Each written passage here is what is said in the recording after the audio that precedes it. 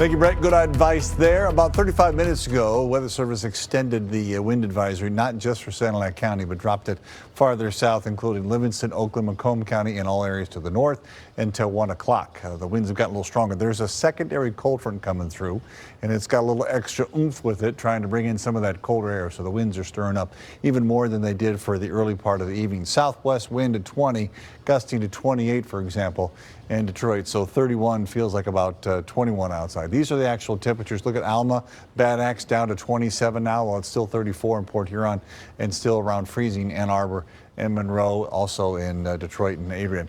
These little snow showers are right ahead of that cold front. It's not a real big deal that way, and that'll move on. But it certainly is more interesting on Saturday. We talked about this at the top. I wanted to show you one batch of moisture comes in from the west and northwest. This is 2 o'clock in the afternoon. Then the real big factor is the southern storm, which will be there. Does it merge on top of us and kind of pull the snow together? I'm thinking yes. Right now, the computer model says maybe that's more likely Pittsburgh out here to New York.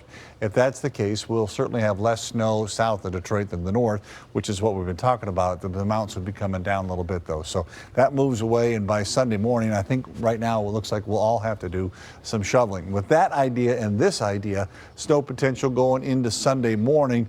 See how Detroit's at 4, where it could be half of that in Monroe?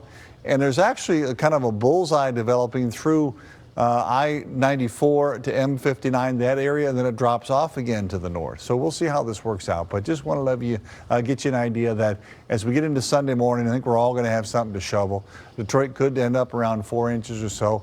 I thought at first look the higher numbers, the highest numbers would be just north of Detroit. Maybe it's around Detroit and a little north as well, where that bullseye will be. But the point is, this should be a pretty widespread snow Saturday afternoon into Sunday morning. For tonight, single-digit wind chills by morning. Clouds are breaking up. Secondary cold fronts working through, keeps the winds cranking. So we're down around 2 or 3 by tomorrow morning in Detroit. Some negative numbers as you go north and to the northwest as well. Port Sanilac, 8 below. That's tough. Haven't done that in a while around here. So there's the snow Saturday afternoon into Saturday night. It's dry Sunday, but we'll do some shoveling.